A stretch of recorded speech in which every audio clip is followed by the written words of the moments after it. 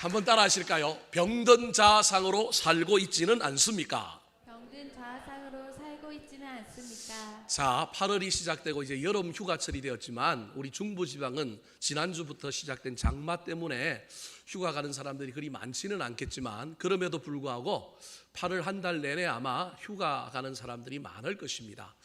코로나 때문에 휴가 가는 것이 쉽지 않지만 그럼에도 불구하고 휴가는 필요합니다. 많이들 방역에 신경 쓰면서 또 한적한 곳으로 다녀오시고 휴가를 잘 지내셨으면 좋겠습니다.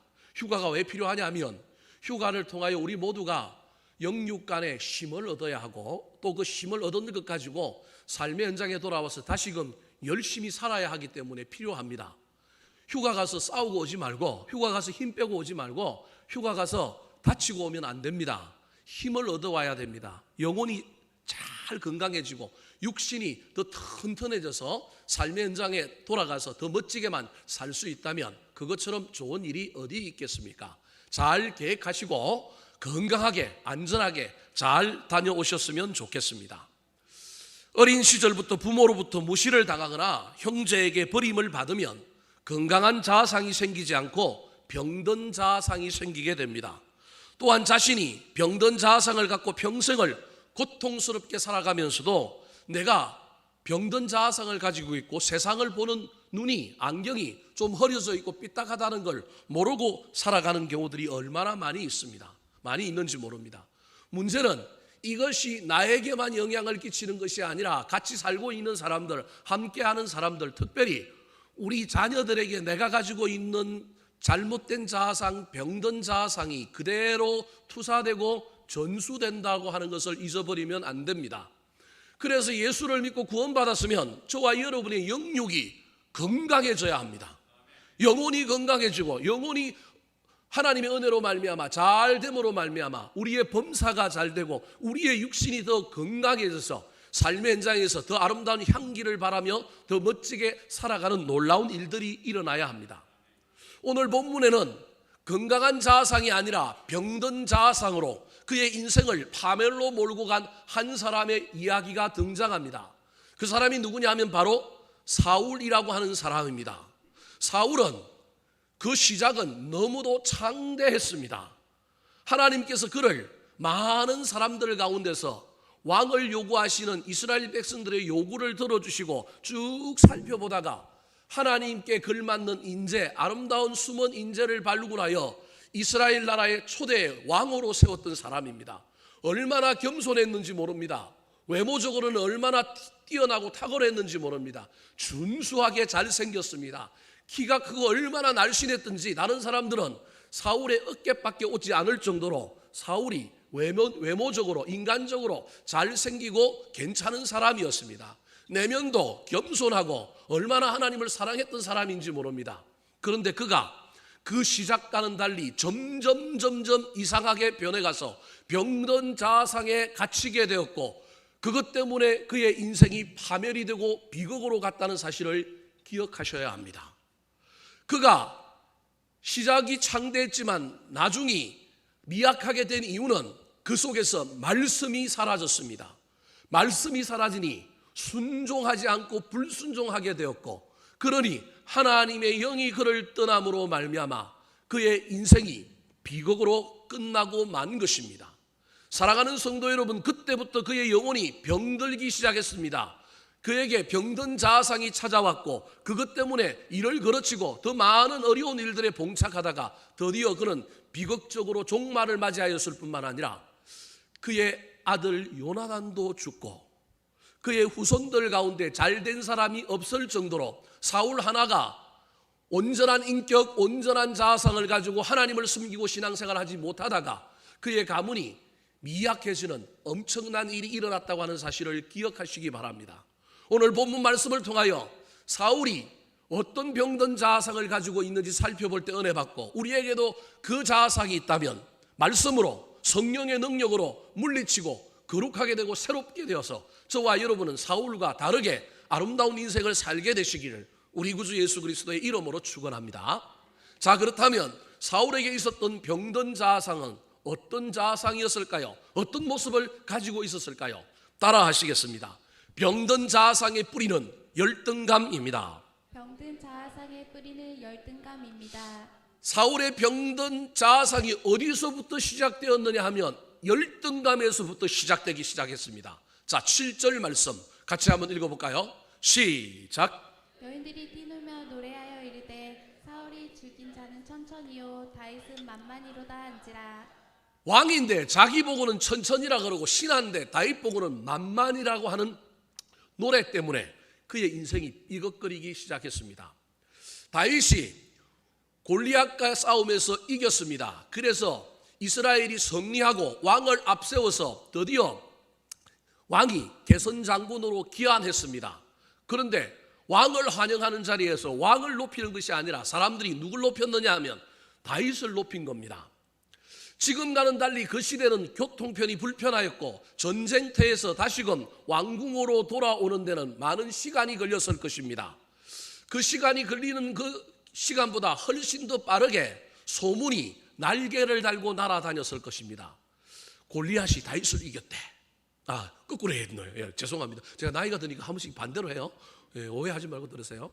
우리 집 사람 맨날 이거 갖고 저한테 맨날 지적을 해요. 예, 제가 맨날 거꾸로 한대요. 예, 다윗이 누굴 이겼다고요? 골리앗을 이겼습니다. 그 소문이 전쟁터에서 수도로 사람들이 있는 마을로 퍼지기 시작한 겁니다. 그때부터 야, 다윗이 누구냐? 야, 어리대. 그 어린 친구가 골리앗을 이겨. 와, 다윗 대단해. 막 이런 소문이 날개를 달고 먼저 퍼져나가기 시작한 겁니다. 이성계가 조선을 개국하기 전에 이성계 희하에 있던 아주 책사들이 이성계가 조선을 개국하고 건국하는 근거로 삼기 위하여 민요, 동요 하나를 민간에 뿌려서 아이들로부터 그 노래를 부르게 했습니다. 이 시가 나라를 창시하여 나라를 새롭게 개국할 것이다.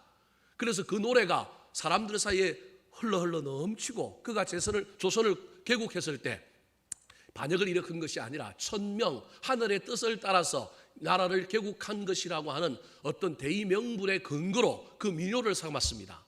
민간에서 유행되는 노래 민요는 그 사람들의 생각과 여론을 주도하고 있는 것입니다. 요즘은 TV만 틀면 무슨 노래가 나와요? 트로트 안 좋아하는 사람은 어떻게 사는지 모르겠어요. 저는 엄청 좋아하니까 요즘 얼마나 좋은지 몰라요. 막 집에 가서 텔레비만 틀면 트로트 나오니까 막 엉덩이를 막 제가 흔들고 우리 집 사람 앞에서 그러고 놀고 있습니다. 교회 오면 제가 근엄하게 살지만 우리 집에 가면 그냥 제가 춤추고 그냥 얼마나 애교를 떨고 있는지 모릅니다. 저야 좋은데 트로트 안 좋은 사람은 힘들 거예요. 그 나라에 어떤 노래가 유행한다, 어떤 민요가 불려진다라고 하는 건 그 사람들의 정서와 문화, 그들의 생각을 대변하고 있는 겁니다. 그런데 이번에 왕이 골리앗을 무찌르고 이긴 다윗과 함께 귀국했는데 개선 장군으로 돌아왔는데 아이들이 노래를 부르는 게 아니라 누가 불러요? 여인들이 부르는 거예요. 이미 노래가 퍼졌다라는 거예요. 이미 여론이 대세가 어디로 기울고 있느냐 하면 사울이 아니라 다윗을 주목하기 시작하고 다윗에게 인기가 옮겨갔다라는 걸 이야기하고 있는 거예요. 그러면 품이 넓은 사람은 그 넓은 품으로 그걸 인정해주면 그래도 자기가 왕인데 왕에게 다시 그 민심이 들어오고 왕을 더 높일 텐데 여러분 이때 시기심이 나고 이때 저와 여러분이 마음이 삐뚤어지면 인생이 망가지는 거예요. 그래서 사람이 넓은 마음이 얼마나 중요한지 몰라요. 오늘 보면 8절에 보니까 사울이 불쾌하여 심히 뭐 했다고요?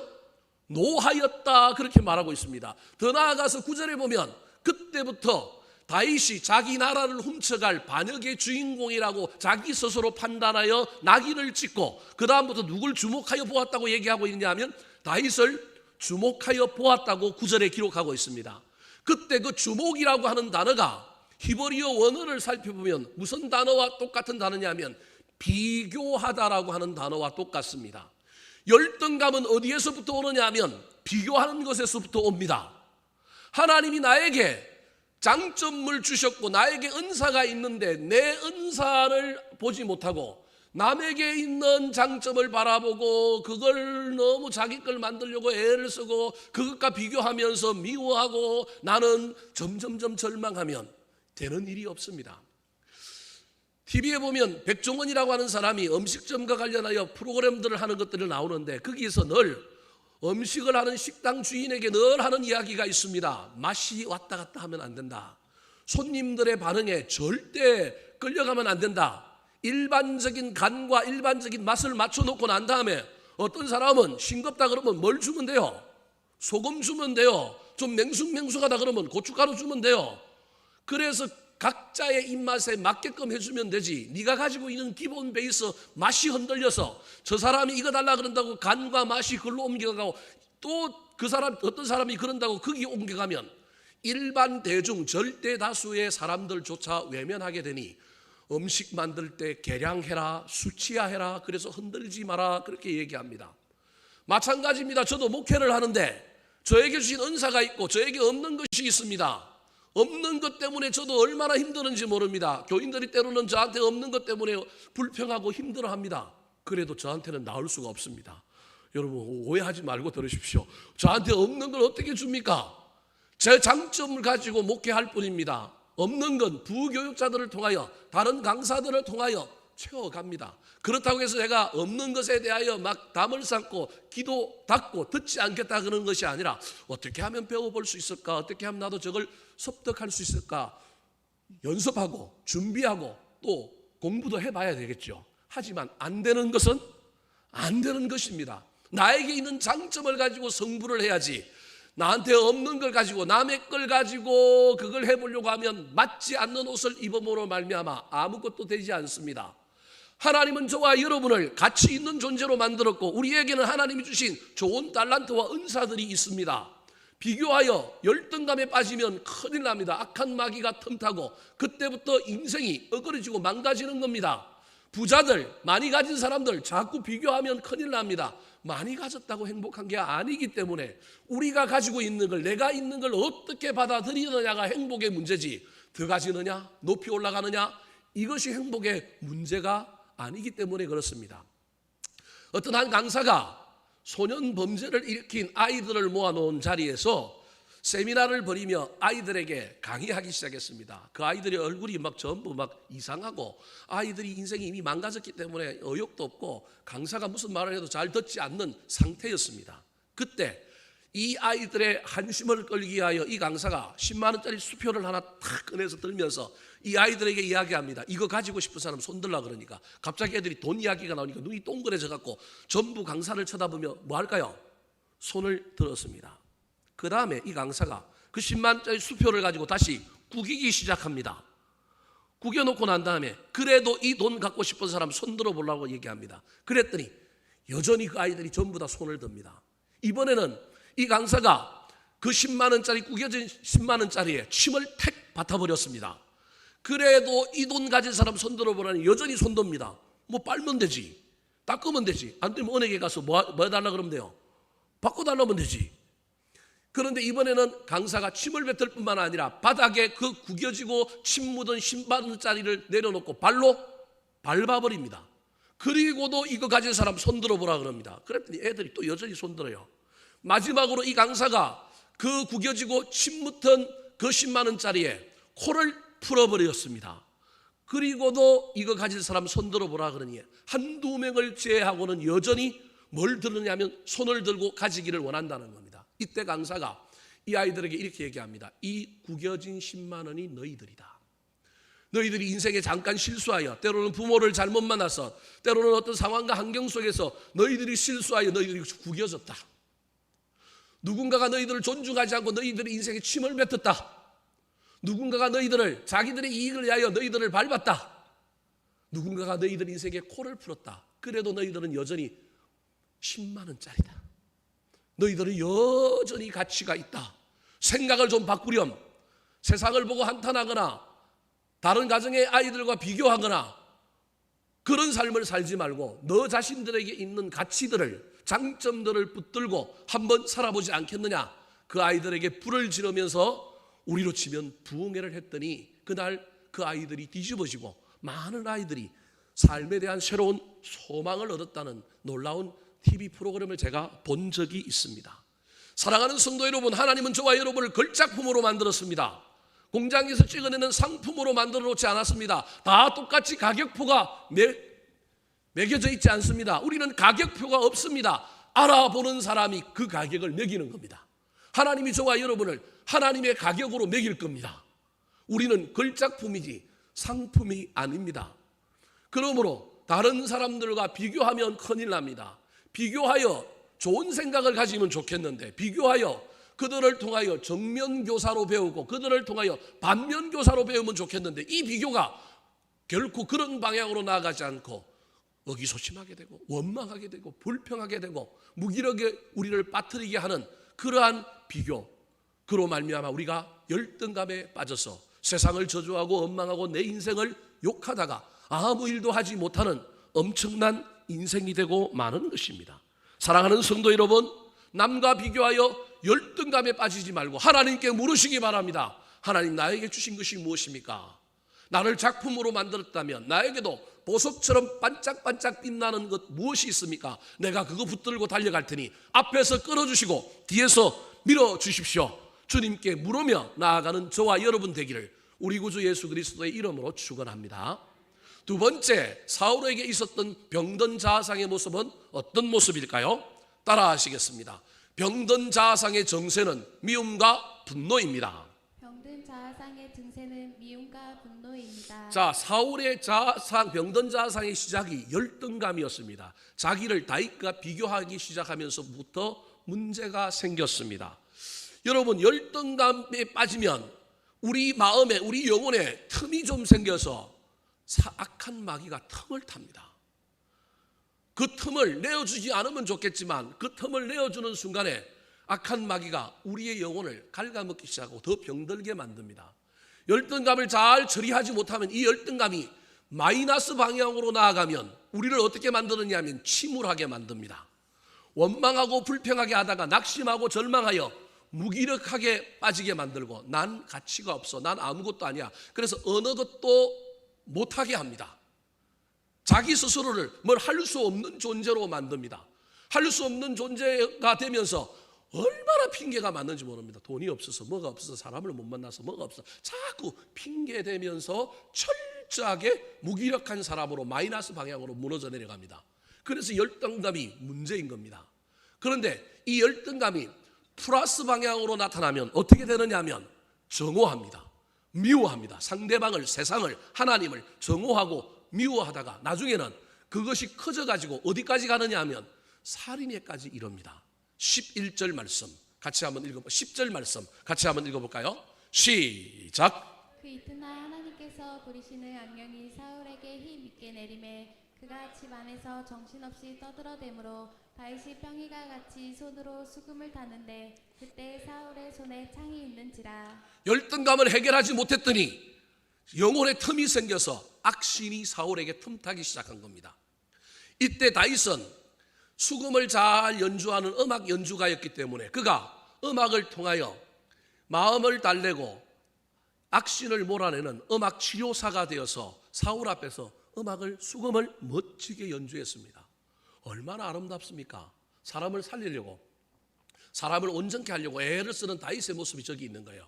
그런데 여러분, 이게 폭주하기 시작하니까, 열등감이 플러스 방향으로 엄청나게 막 폭주하기 시작하니까 이 사울의 마음에 미움을 넘어서서 분노가 터져 나오기 시작하는 겁니다. 그래서 그 분노가 손으로 나오기 시작하여 자기 옆에 창이 있는 것을 보고 그 창을 다윗을 향하여 던져 죽이려고 합니다. 11절 말씀 같이 읽어보겠습니다. 시작. 그가 스스로 이르기를 내가 다윗을 벽에 박으리라 하고 사울이 그 창을 던졌으나 다윗이 그의 앞에서 2번 피하였더라. 오늘 본문을 읽으면 스스로 이러기를이라고 하는 말이 반복해서 등장합니다. 병든 자아상을 가진 사람, 그 안에 하나님의 말씀이 사라진 사람, 하나님의 영이 떠난 사람의 특징이 스스로 이러기를, 내가 판단하고 내가 결정하는 거예요. 하나님께 물어보지 않고 하나님과 의논하지 않고 성령의 인도하심을 받는 것이 아니라 스스로 이러기를. 이미 악한 영이 틈탔기 때문에 자기가 주인 되어 자기가 결단하는 겁니다. 그래서 다윗을 벽에 박으리라 하고 던진 거예요. 자, 우리 김종민 지사님이 다윗이에요? 제가 사울이에요? 저 앞에서 저를 위로하게 하여 수금을 켜고 있는데 제가 옆에 있는 창을 가지고 김종민 지사님과 던졌는데 비껴가서 제가 보기에 하나님이 막아주신 거예요.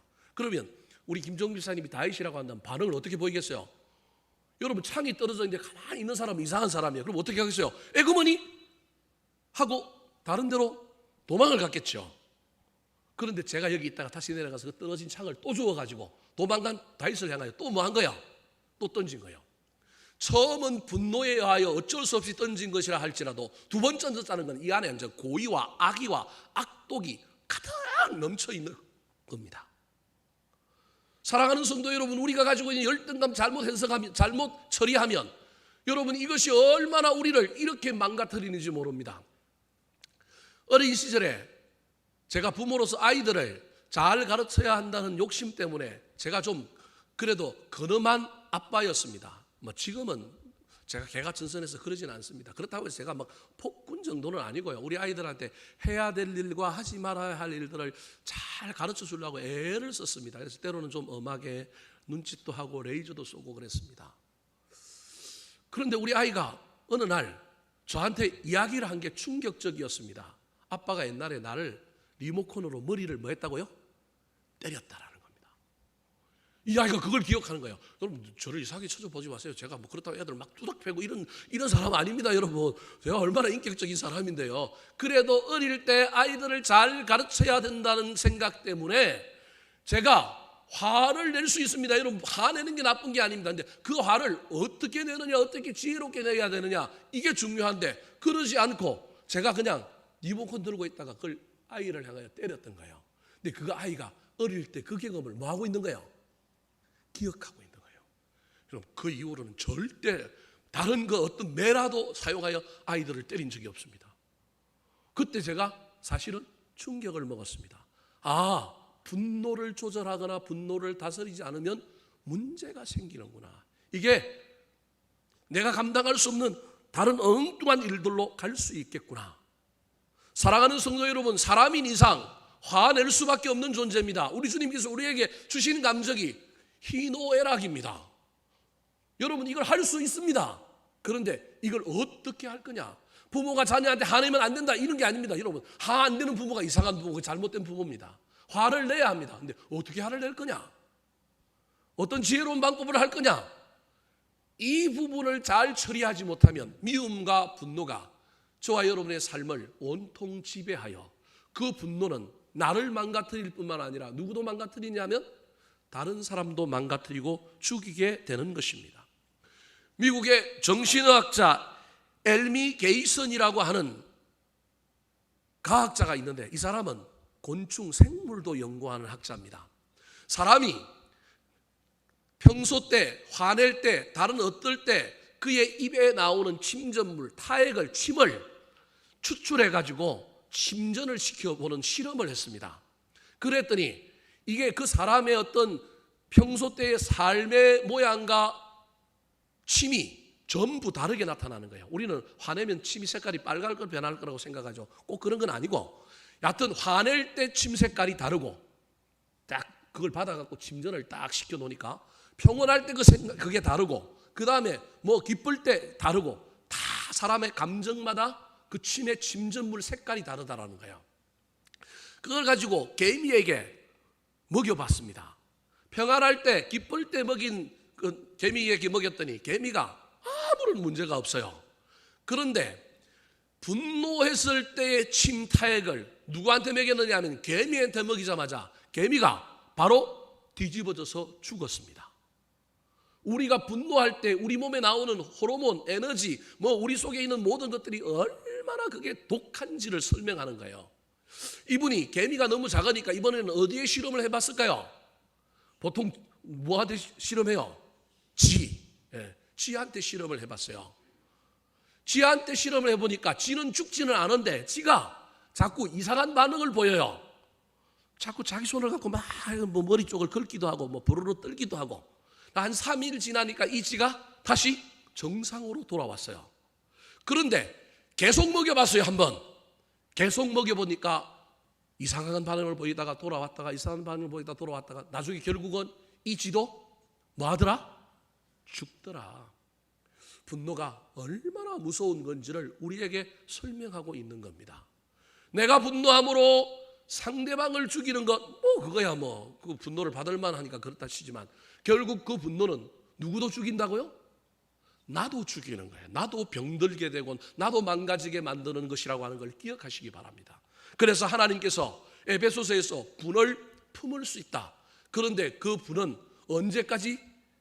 해가 지기 전까지는 풀어라. 왜 해가 지기 전까지 풀어냐면 저녁부터 이스라엘은 새 날이 시작되는 걸로 보기 때문에 새 날은 새 마음 가지고 풀으라는 겁니다. 사랑하는 성도 여러분, 우리 모두 연약한 존재들이지만 하나님의 사랑 안에서, 말씀 안에서 우리가 가진 분노들을 주님 앞에 풀어놓고 해결받으시고 주님의 은혜와 사랑으로 그 분노를 잘 조절함으로 말미암아 분노가 저와 여러분을 집어삼켜서 우리 인생을 망가뜨리지 않게 되기를 우리 구주 예수 그리스도의 이름으로 축원합니다. 세 번째로 사울의 병든 자아상의 모습은 어떤 모습일까요? 따라하시겠습니다. 병든 자아상의 역기능은 두려움입니다. 병든 자아상의 역기능은 두려움입니다. 자, 사울의 병든 자아상은 열등감으로부터 시작됐지만 그 열등감이 분노와 미움으로 나타나기도 시작하지만 드디어 그의 병든 자아상으로 말미암아 어떤 일이 벌어졌느냐 하면 하나님이 자기를 떠나는 일이 생겼습니다. 자, 12절 말씀 같이 한번 읽어볼까요? 12절 시작. 여호와께서 사울을 떠나 다윗과 함께 계심으로 사울이 그를 두려워한지라. 여러분, 우리의 영혼은, 우리의 내면은 빈 공간이 아니라 하나님이 계시는 곳입니다. 하나님이 우리 마음속에, 우리 삶 속에, 우리 인격 속에 거하는 겁니다.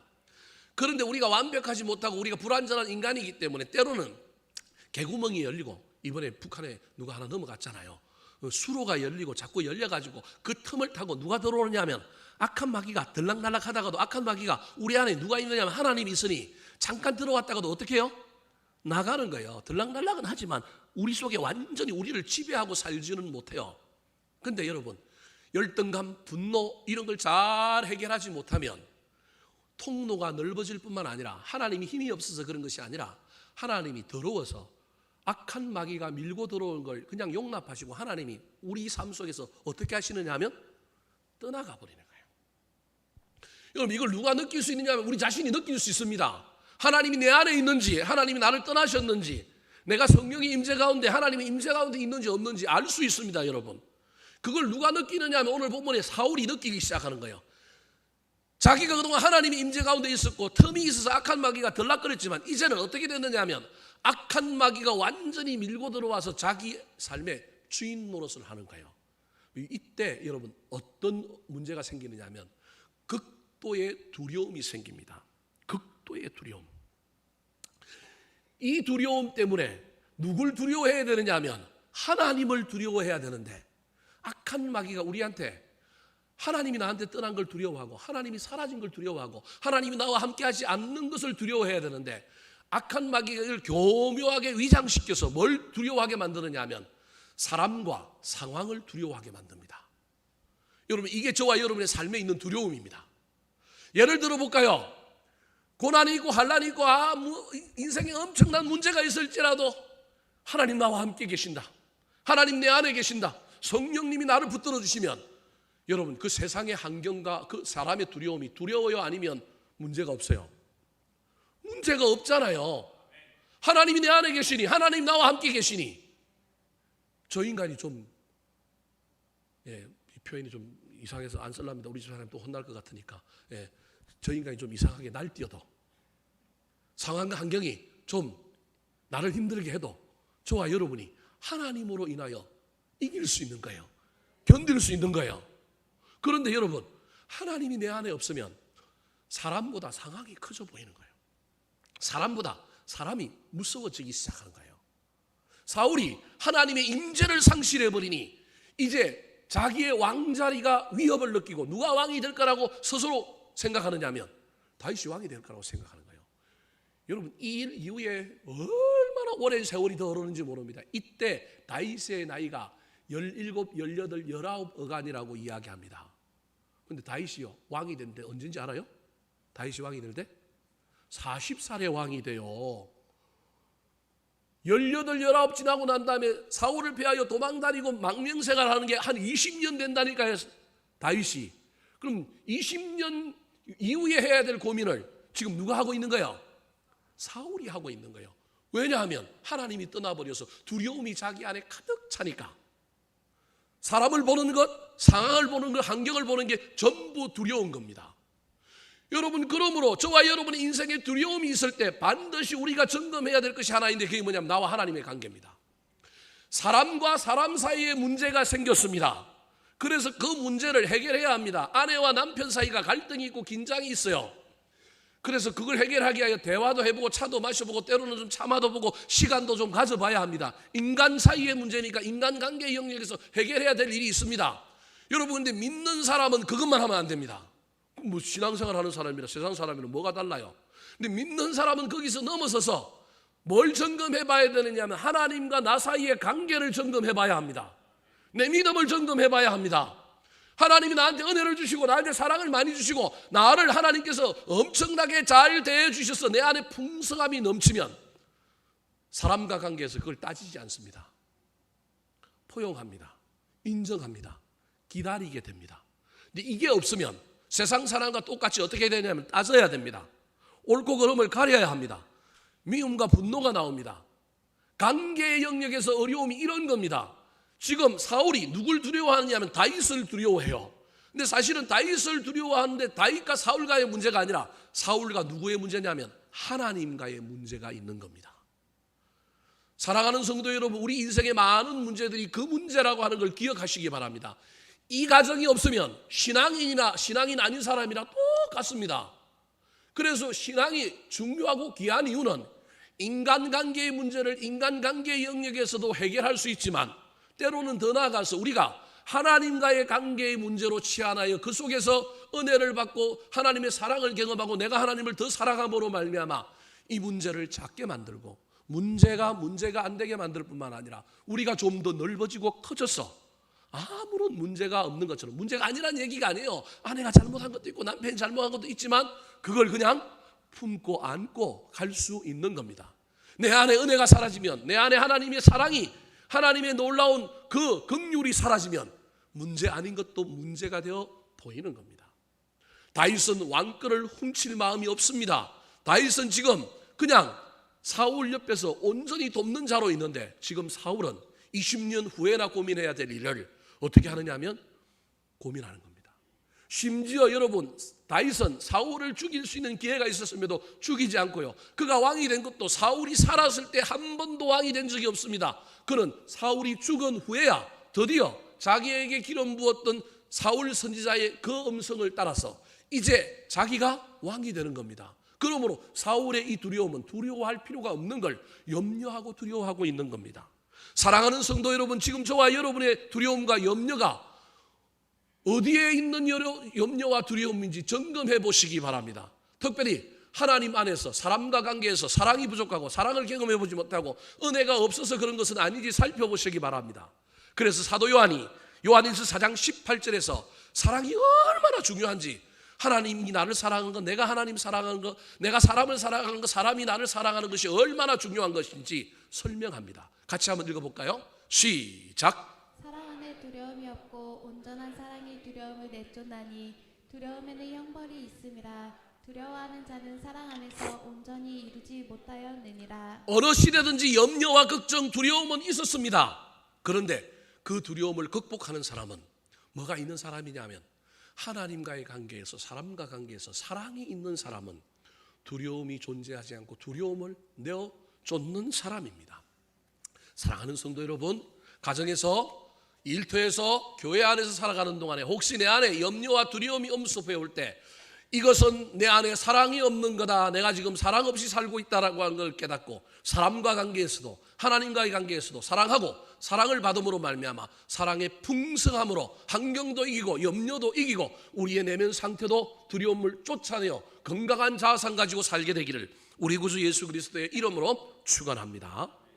마지막으로 사울의 병든 자아상은 어떤 모습일까요? 따라 하시겠습니다.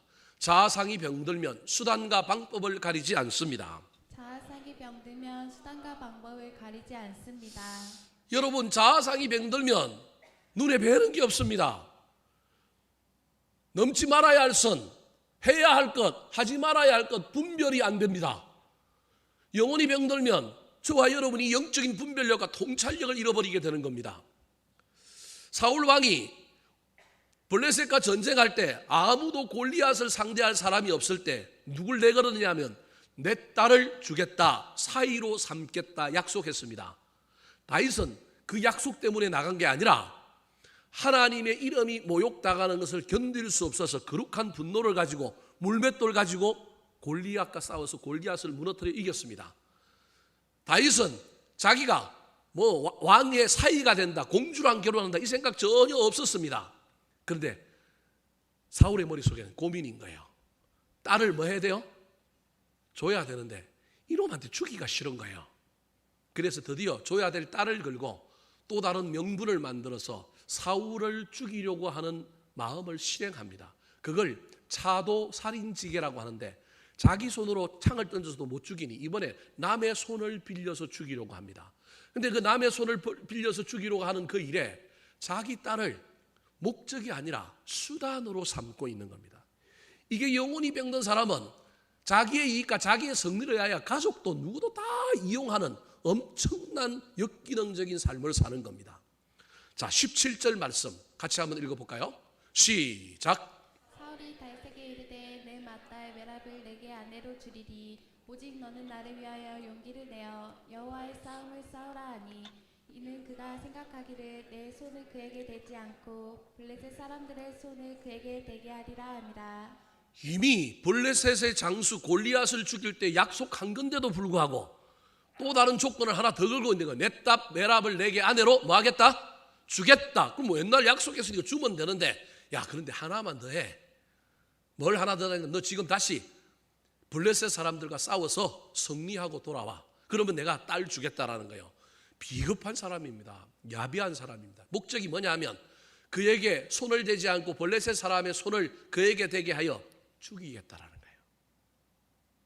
여러분 그러면 벌써 딸을 주겠다고 했기 때문에 공식적으로 다윗은 사울의 뭐가 되느냐면 사위가 되고 다윗의 딸 메랍이라고 하는 사람은 누가 되느냐 하면 다윗의 아내가 되는 거예요. 이스라엘 사회는 약속을 언약 백성이기 때문에 약속을 아주 중요하게 여긴단 말이에요. 근데 저렇게 해서 다윗을 내보냈어요. 그럼 다윗이 전쟁에 가서 죽었어. 만약에 죽었다 칩시다. 그럼 자기 딸은 뭐가 돼요? 가부가 되죠. 가부. 구약시대에서 가부는 제일 연약한 사람이란 말이에요. 하나님의 3대 패밀리 중에 하나가 고아와 가부와 객이란 말이에요. 가부가 되는데 자기 딸을 자기 인생의 희생양으로 자기 목적을 이루게 하는 수단으로 쓰고 있는 거예요. 세상에 이런 아버지가 어디 있어요? 자기가 자식들을 위하여 도리어 수단이 되고 희생해야 되는데 자기 목적을 위하여 딸을 도구로 쓰고 있는 거예요. 자아상이 병들었기 때문에 눈에 뵈는 게 없는 거예요. 부모로서의 부모 역할이 아니라 엉뚱한 일을 하고 있는 거예요. 그랬더니 다윗이 뭐라고 대답했을까요? 자, 18절 말씀 같이 한번 읽어볼까요? 시작. 다윗이 사울에게 이르되 내가 누구며 이스라엘 중에 내 친족이나 내 아버지의 집이 무엇이기에 내가 왕의 사위가 되리까 하니 골리앗 죽이면 나한테 사위 되게 해준다고 해도 난 그거 믿고 간 것도 아니고 나는 사위 될 자격이 없습니다. 나 사위 안 하겠습니다 라고 이야기하는 거예요. 아마도 이건 다윗에게 형들이 있었단 말이에요. 그 형들이 전쟁에 나갔는데 그 형들이 전쟁 나가는 다윗을 향하여 얼마나 막 특별히 큰형 엘리압이 얼마나 막 비난했는지 몰라요. 너 사위 되고 싶어서 그랬지. 막 그러면서 비난을 했단 말이에요. 아마 그게 다윗에게 걸렸던 모양이에요. 그래서 다윗이 겸손하게 나 아니고 만약에 내 공로 때문에 공주를 준다면 누구에게 사실은 달라는 거예요? 우리 형에게 주십시오. 그런 의미가 저 안에 있는 거예요. 그래서 나는 자격이 없습니다. 나는 사위 안 할랍니다 그랬어요. 그랬더니 아까 19절 한번 볼까요? 자, 19절 사울이 기다렸다는 듯이 어떻게 해버려요? 자, 19절 시작. 사울의 딸 메랍을 다윗에게 줄 시기에 무올라 사람 아드리엘에게 아내로 주었더라. 주기로 약속했는데 약속을 어기고 언약을 어기고 누구에게 줘버려요? 딴 사람에게 줍니다. 훗날 다윗이 이 메랍을 저 사람에게서 다시 찾아옵니다. 왜냐하면 약속은 약속이기 때문에 약속은 지켜야 하기 때문에 신실하기 때문에 남의 아내가 되었던 아내를 도리어 찾아와서 자기 아내로 맞아준 사람이 누구냐 하면 다윗입니다.